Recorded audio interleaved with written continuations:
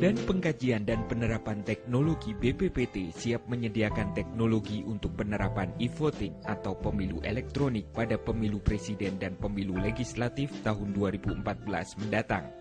E-voting merupakan sebuah sistem yang memanfaatkan perangkat elektronik dan mengolah informasi digital untuk membuat surat suara, memberikan suara, menghitung perolehan suara, menayangkan perolehan suara, dan memelihara serta menghasilkan jejak audit. Kabupaten Jembrana Bali adalah salah satu daerah di Indonesia yang telah menerapkan e-voting dalam pemilihan kepala dusun yang menggunakan kartu identitas dengan chip dan komputer layar sentuh sebagai sarana pemungutan suara. Dengan e-voting, pemungutan suara akan lebih sederhana, penghematan dalam pencetakan surat suara, serta penghitungan suara yang lebih mudah dan cepat.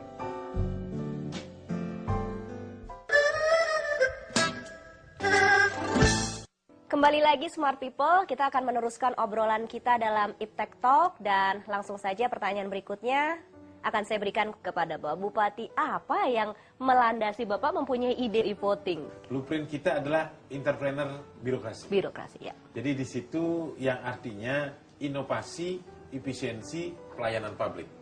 Jadi bagaimana dengan inovasi kita bisa efisien dan bisa memberikan nilai tambah terhadap pelayanan publik. Itu yang kita kembangkan namanya entrepreneur birokrasi. Birokrasi, baik. Ya. Lalu Pak Marzan, apakah di 2014 nanti kita akan menggunakan e-voting ini atau masih banyak pro, kontra, dan lain sebagainya? Nah, bagaimana dengan Indonesia di tahun 2014? Nah, salah satu hal yang penting yang tadi kita simpulkan bahwa electronic voting ini potensial untuk kita laksanakan, ya, tapi harus dilaksanakan secara bertahap. Sehingga kita memiliki pengalaman yang cukup, ya, di dalam mengenali permasalahan-permasalahan yang muncul, kekurangan-kekurangan yang ada, yang secara bertahap kita sempurnakan. Pengalaman dari Kabupaten Jembrana yang menyelenggarakan pemilihan kepala dusun secara elektronik voting ini merupakan rentetan milestone dari pengalaman Indonesia di dalam menyelenggarakan pemilihan umum secara elektronik. Nah, tentu saja kita terus sempurnakan dengan melengkapi fasilitasnya, infrastrukturnya, sertifikasinya, menjamin keamanan, ya. Kemudian ada lembaga yang harus melakukan audit teknologi. Peralatan ini betul-betul bisa meyakinkan semua pihak, menjamin tadi azas pemilu yang luber dan jurdil itu. Nah, kembali kita akan bertanya kepada Pak Bupati mengenai e-voting di tempat Bapak begitu ya. Apakah nanti rencana ke depannya juga akan mulai Bapak perkenalkan mungkin kepada kabupaten-kabupaten lain atau bahkan juga kepada pemerintah daerah sendiri? Jadi semestinya e-voting itu bukan kita berusaha hanya berhenti sampai elektronik KTP. Ini juga bagian daripada upaya kita untuk efisiensi. Setelah kita melakukan e-voting digunakan e-vote, sekarang kita menggunakan untuk kesehatan. Ya KTP itu. KTP itu kita kalau ke dokter dengan KTP itu. Kalau milih dengan KTP itu. Kalau beli jajan di kantin, di debit di kartu itu. Jadi berarti di Kabupaten Jembrana ini sudah mulai memberlakukan yang namanya single ID ya Pak ya? Ya, single ID. Memang SIM itu pertama kita sudah perkenalkan, karena tapi skup kita hanya kecil. Jembrana tentu tidak akan bisa menjangkau wilayah-wilayah yang vertikal. Misalnya pajak, itu kan tidak mungkin, karena itu urusannya di pusat. Baik, baik. Lalu untuk sosialisasinya e-voting sendiri ini bagaimana Pak Marzan? Kalau tadi saya sampaikan kepada Smart People bahwa kenapa nggak dari kemarin-kemarin e-voting ini dilakukan di negara ini begitu kan? Kenapa baru ada gugatan ke MK, disetujui, dan baru ada rencana mungkin di 2014 kalau kita sudah siap?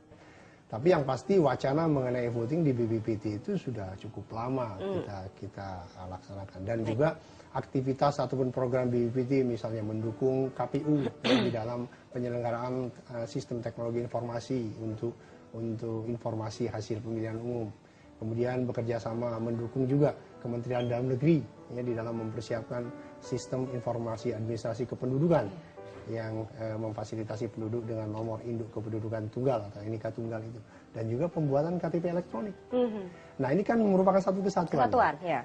SIA itu program yang harus selesai ya, berdasarkan amanat undang-undang pada tahun 2011. Kemudian KTP elektronik bagi seluruh penduduk Indonesia ya, yang sudah berusia 17 tahun itu selesai pada tahun 2012. Dengan adanya iktp ini, maka pelaksanaan electronic voting ini akan lebih mudah dilaksanakan dan mudah distandardisasi. Karena kita membutuhkan standarisasi ini.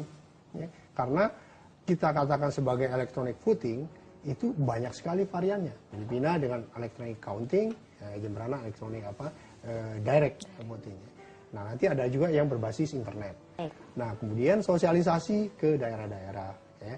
Ini ada misalnya ada daerah percontohan yang sedang persiapan mendapatkan KTP elektronik. Ada 6 kabupaten kota, termasuk salah satunya Jemberana. Jemberana juga ya. Nah, ini daerah inilah yang menjadi prioritas ya untuk uji coba pilot plan dari pelaksanaan electronic voting ini.